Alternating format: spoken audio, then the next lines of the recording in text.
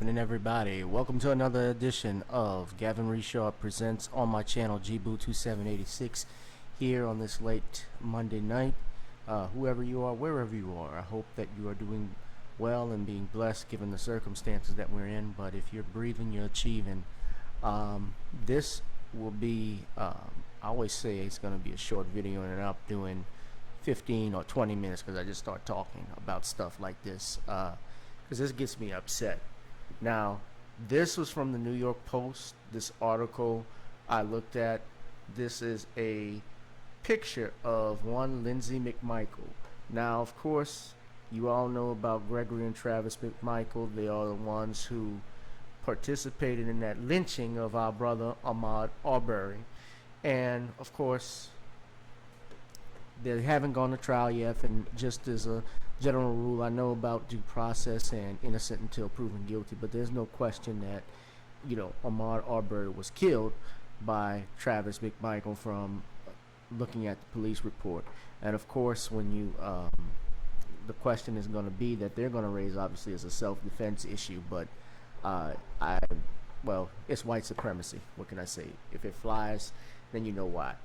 But nevertheless, I'll wait to hear what happens. But I wanted to post this video and focus on this person. And person is and I'm being very generous when I use the word person, because I think the whole fucking family, the McMichaels, are sick. Lindsay McMichael, I'm going to just play the video. This is on the New York Post. But it says here, she posted a picture of Ahmaud Arbery's body on Snapchat. Now, this is the video. I'm going to play it. I think it's less than a minute.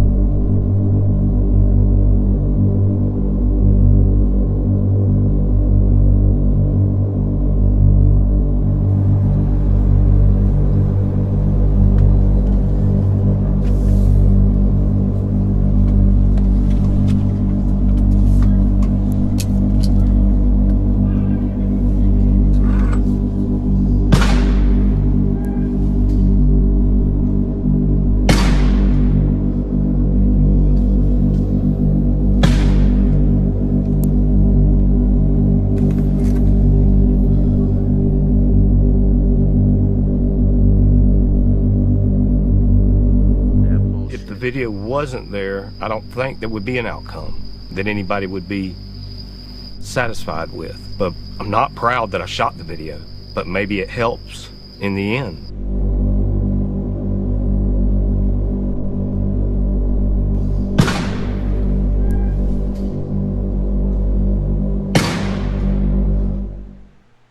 All right, so you guys saw that. So this is from the New York Post again. Lindsay McMichael, the daughter of Gregory McMichael, posted that picture, and this is her excuse. The sister of the man charged with gunning down Ahmaud Arbery said she posted pictures of the unarmed black jogger's dead body online because she is a, quote, true crime fan, according to a new report. I had no nefarious or malicious intent when I posted that picture, she told the outlet. The thing is, I'm a huge fan of true crime. I listen to 4 or 5 podcasts a week. I am constantly watching this sort of thing. It was more of a holy shit, I can't believe this has happened, she added. It was absolutely poor judgment. However, a lawyer for Arbery's family called the image deeply disturbing. This is Lee Merritt, and I know a lot of people have their issues with Lee Merritt, but this is what he stated. The picture Lindsay McMichael posted was very disturbing, and very disturbing to the family. I agree with him on that. It actually fits the pattern of the McMichael family engaging in a weird, violent form of voyeurism. Now,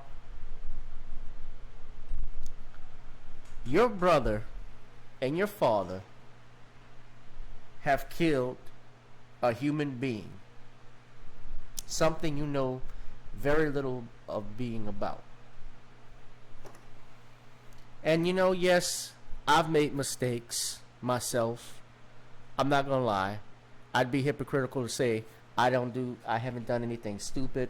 And there may have been things that I said and shouldn't have said in my life. Some things I probably shouldn't have commented on. That does happen. I can't lie. I can't deny that. But man, when you mess up, you got to deal with the repercussions. From what she's saying about this being just a act of poor judgment, the fact that she's a true crime fan. If you're a big true crime fan, first and foremost, you watch the first 24. Talk about the episode. You went to the extreme and took a picture of a dead man's body lying in the damn street. And instead of going public and talking and just admitting the truth that you're a sick, I'm lost for words on this one. I'm not really shocked by shit like this, but this reminds me. You know what this reminds me of? This reminds me of those pictures from the 1920s and 30s and 40s when you saw all of those black men being lynched and these mobs were underneath there. Go look at that. And they were all underneath laughing and grinning. Overcooked fucking bodies. How they took limbs back home as souvenirs. That stuff happened. They took pictures, they sent postcards with those pictures of those lynched black men and women, and even sometimes children. Because let's not forget, our children get lynched. Have been lynched. The Emmett Tills, the George Steinme Jr.'s, although George Steinme was lynched in the legal system. Candace Owens, I haven't forgotten about you. Your time is coming. Your video is coming up. I need to talk about that. But right now, this doesn't surprise me to see this shit.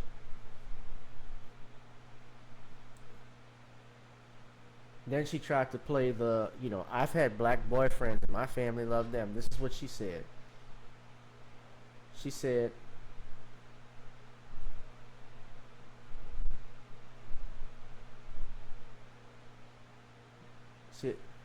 Lindsay has defended her brother and father, saying they never meant to kill anybody and always loved her non-white boyfriends. She said she was in her pajamas watching a movie when the shooting took place and said her brother was looking desperate when she saw him. I've seen my brother in his happiest moments. I was there when his child was born, and I've seen him in distress, and I know that look. She told the Sun. It wasn't like some glory thing, like I stalked and then got the kill that I was hoping for. You're full of shit. This is a sick fucking family. Y'all know me, guys. Even though I curse, I try not to do it as much, but this is sick. And to play the, I have a black boyfriend card, that doesn't mean anything. That doesn't mean shit. How many times have we seen, if anything, that makes the father even more pissed off when his daughter is messing with a black man. Because how many times have we seen, what about that time when that cop was dating, daughter was dating a black teenager? They were both teenagers, and this happened last year, and he arrested that kid, put him in jail, just because and held him against his will for hours, just because he was messing around with his daughter. They found out about it, and he got fired. I never forgot that story. I can't remember where, the state where it came from. Somebody knows, please let me know. But, oh, sorry, hold on, guys. But this is her.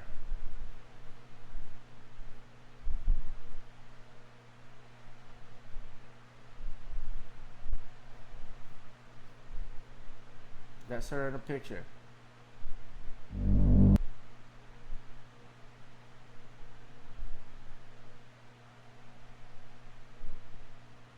I don't find nothing special about her. Honestly, if you believe that story that she actually did not think that was racist, if you honestly believe that she did that because she's a true crime fan and it was, oh shit, this is a rare thing, I gotta take a picture of this, I got a bridge to sell you to Massapequa.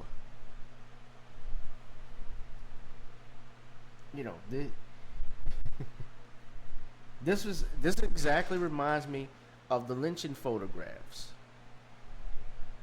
I'm serious. And now we're learning that this brother was chased for over 4 minutes before being shot, according to Lee Merritt.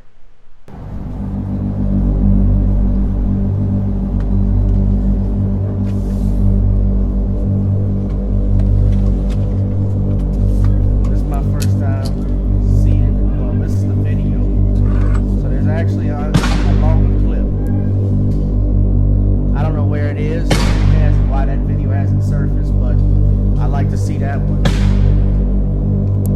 But 4 minutes long, and they were chasing him.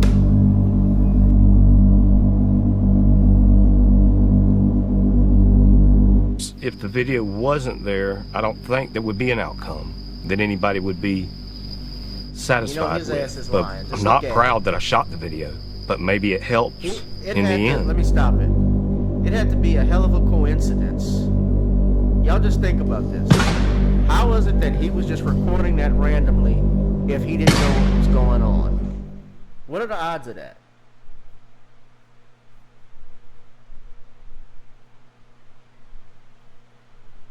So, if this actually happened, what they're saying is true, that this was going on for more than 4 minutes, then clearly, that would be a prerequisite for first-degree murder, because then you have an intent.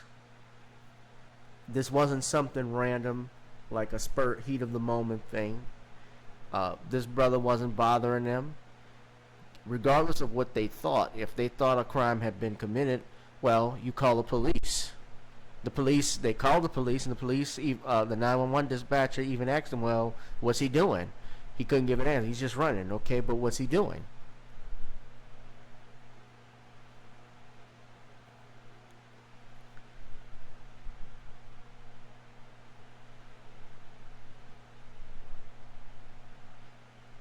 And I want to applaud this mother, Wanda Cooper Jones, who's been staying on code.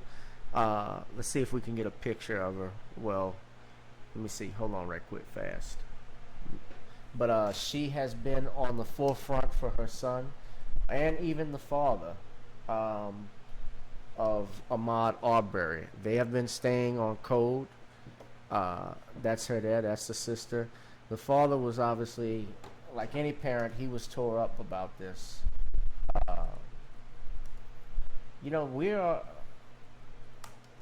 You got to think about it. We're actually one police stop. We're one police stop or one confrontation away from being a hashtag on Twitter. His daddy has been staying on code. He said his death was a modern day lynching. Good for him.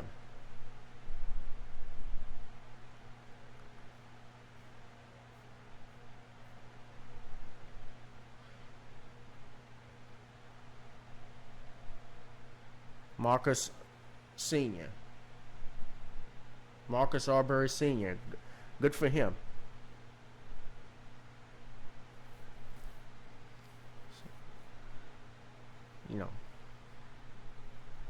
Then I saw today another brother was in a white neighborhood going to meet his girlfriend, and there are pictures online. This was posted by Black Sports Online, that he was attacked and beaten up. Now, I don't know all the ins and outs of it, all the information. As more comes along, we'll share that. But this doesn't surprise me. I can't stress this anymore, black people. Please Get your Second Amendment game up. Exercise your Second Amendment rights. They apply to all of us. They are, there it is right there. A well-regulated militia being necessary to the security of a free state, the right of the people to keep and bear arms shall not be infringed. Now, regardless, that's a nice gun to have right there too, AR-15. Don't you let them tell you not to get an AR-15. Don't you tell them all you need is a shotgun and a handgun. Don't let them tell you that shit, because they're not putting their stuff away. When you hear Joe Biden talking about why do you need an AR-15, why do you need rifles and so forth like this, hey, those guys get protection 24 hours. Who's going to be there for you?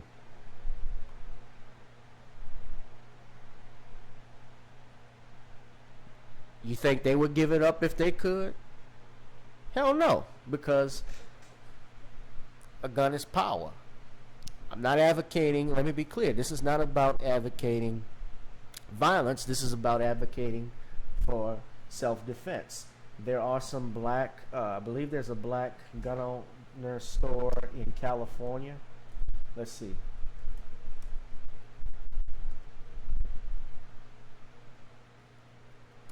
Let's see here. This is the Black Gun Owners Association.org.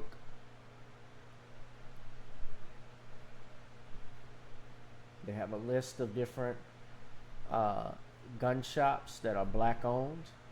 I suggest wherever you are, if you can go there, please go get you one. Check out their websites.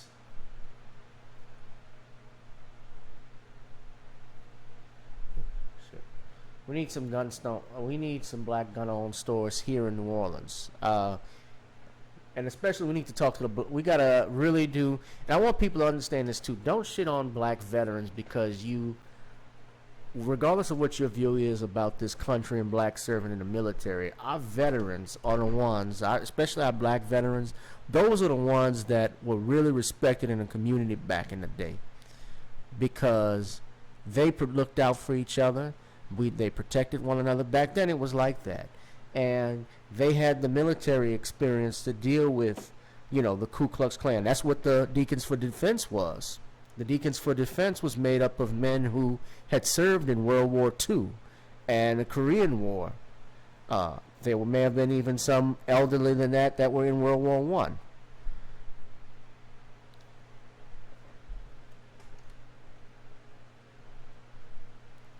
Civilian Force Arms. Oh, looks like they're, I guess they're not there anymore because their website is down, or you can call and find out. But look, they got a black gun on range in Compton, California. Excuse me, guys, I'm sorry. Check these stores out wherever you are. If you're in a local area, I don't have one in Louisiana, unfortunately, I can go to. So I'll just, I bought my guns basically through, Bass Pro Shop or Cabela's or some other private store. But y'all check it out, man. Go arm yourselves, support the Second Amendment, get yourselves together, because, shit is real. And especially when this election comes, I can only imagine what will happen if Donald Trump does lose the election, how people would lose their minds, especially in the South, if that happens. And same thing, and this is not an advocacy for Joe Biden either. I'm not happy about him, but I'm just thinking in general, what may happen. So, hey, be better safe than sorry. But see, I'm rambling, but look, I kept it under 20 minutes. So this has been it for me, guys. This has been another episode of Gavin Richard Presents on my channel, GBoo2786. Please be safe, be blessed. I love y'all, and we'll see each other on the other side.